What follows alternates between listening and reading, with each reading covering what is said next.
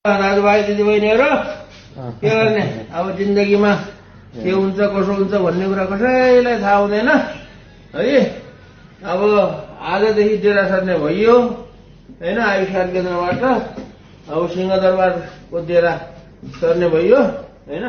त्यो पनि दरबारै थियो, दरबारबाट फेरि अर्को दरबारमा सर्ने भइयो, राष्ट्रिय आयुष्मान केन्द्रको दरबारबाट।